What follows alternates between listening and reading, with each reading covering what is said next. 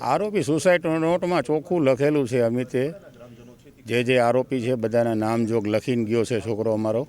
અમે અમારો સંતાન ખૂમાયો છે, બરાબર છે.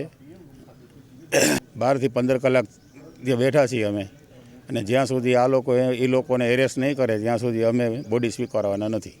પોલીસ અત્યારે એ લોકોને જે સુસાઇડ નોટ લખી છે એમાં અસંતુષ્ટ છે, એટલે બીજું એને મગાવ્યું છે. અમિતભાઈનું જે હેન્ડ રાઇટિંગ હોય બરાબર છે, અમે એક એમને આપ્યું પણ, અને બીજું એમની જે જ્યાં નોકરી કરતો ત્યાંથી પણ મંગાવેલું છે. પોલીસ જે માગશે એ અમે આપવા તૈયાર છીએ.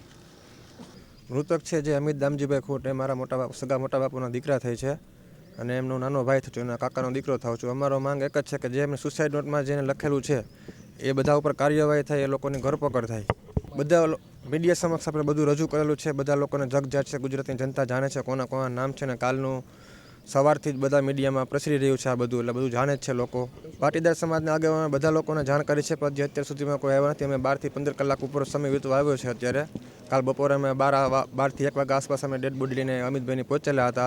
આજે હમણાં 12 થી 1 વાગ્યાના 2 થી 3 કલાકની વાર છે.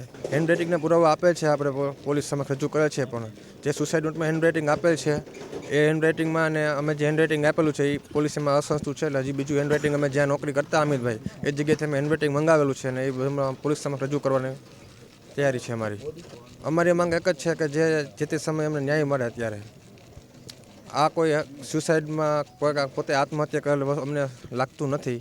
આ જે તે સમયે બનાવ બની ગયો છે, અને આખું અલગ રાજકારણ હોય એવું અમને દેખાઈ રહ્યું છે અમારા પરિવારને.